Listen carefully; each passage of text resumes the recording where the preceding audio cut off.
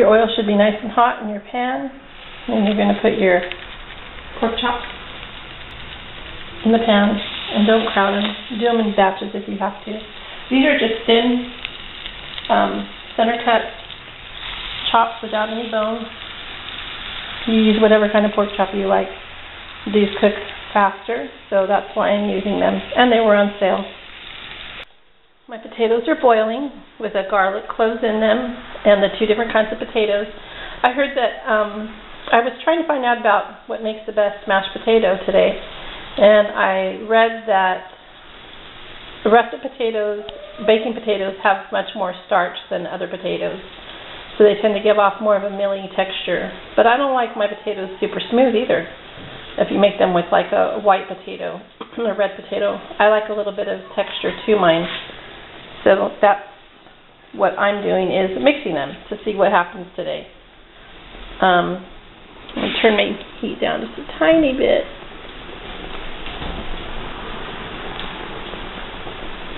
And you just want to boil them, of course, till they're soft. I learned this trick from someone a while back, 10 years ago I think now, that if you put a wooden spoon over the top of whatever you're boiling, it prevents it from spilling over. Why? I don't know. It's like a chemical reaction, possibly.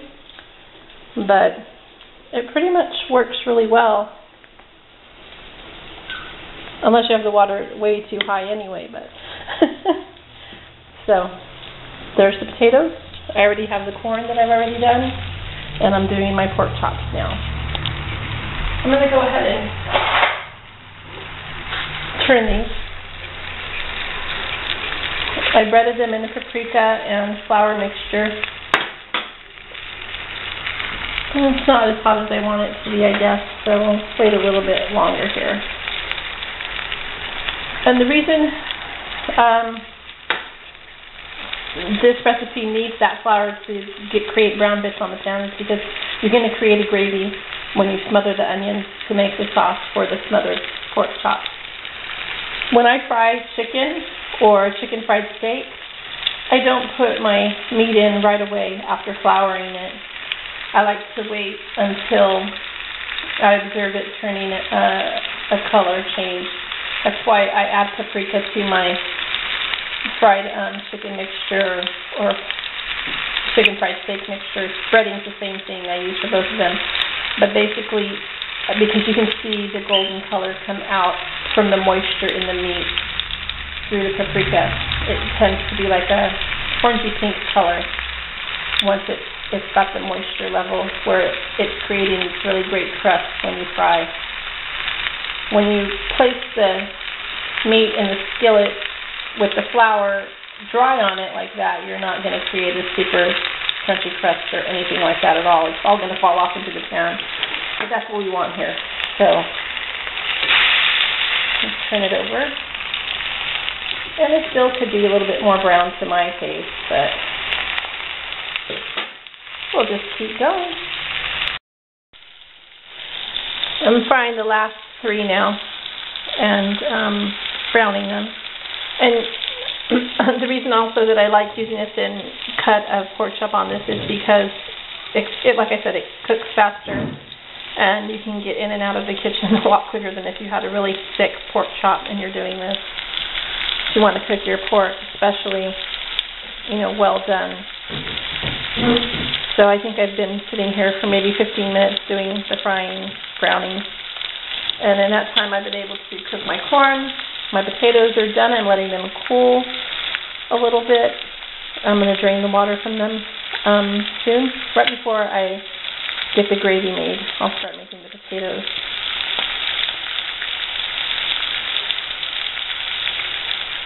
So you can see it's really pretty fast. And I'm the kind of person who cleans up as I go along. My home ec teacher, Penny Baxter, would be really proud of me. I just don't like having the big mess at the end of a meal. And I'd rather do the dishes right myself. So, yeah. Oh, here's my dog looking for food on the floor right by the stove. She's really smart, too. Ollie, what are you looking for? Huh? You looking for some yummy? Isn't she cute?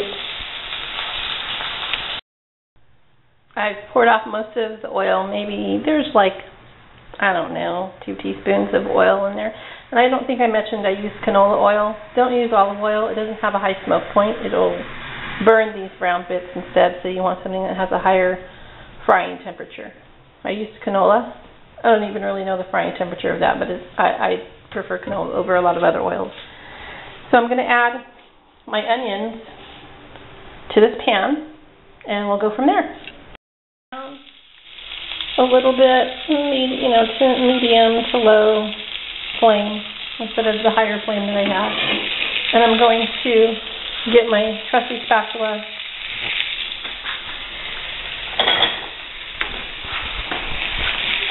and I really want to brown these before I add any moisture to them because they just taste better. You really want the flavor of the onions to enhance this dish, not overpower it. And when you cook down your onions, they tend to have a much softer flavor. I don't know if that's a good description, but not as much of a bite to them. And this is about a cup of sliced onion, maybe a half of a large yellow onion. Again, I use what's on sale, what's cheaper. You may have a special taste or preference, use that. So we're going to let these onions sweat and brown a little here. Caramelize. You can see what happens when the flour is added to the onions. You're kind of cooking that flour again to make a gravy. And I have a cup of water. I'm just going to add a little bit at a time because making a gravy is a very serious thing to me. I like to take my time doing it. I don't like lumps. We don't like lumps here.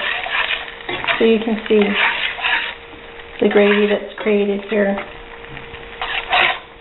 with the addition of the water. And I'm going to add a little bit more water to this because I want it to be more saucy. I've ended up adding about another cup of water, so 2 cups altogether. And that's okay if it's a little thick because once you add the pork chops back into the onions to smother the pork chop, your sauce will thicken. But what I am going to do here is adjust the seasonings if I need to. More salt, pepper, whatever you think you need to add at this point. It should have a really good flavor on its own.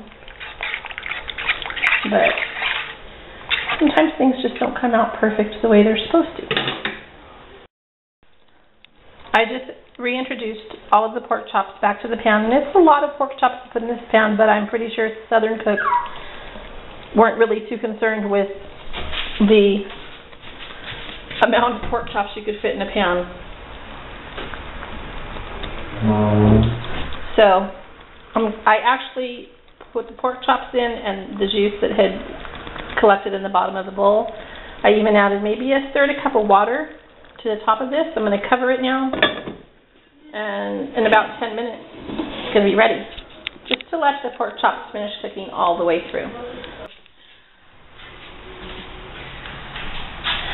Okay, so now I'm going to taste it. Smothered pork chops. Cheap, easy, and very, very yummy.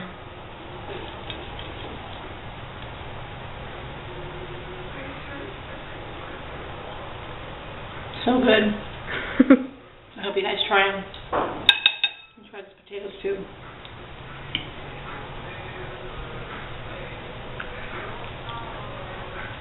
Yummy, yummy, yummy at its best. Hope you guys like this recipe. Thanks.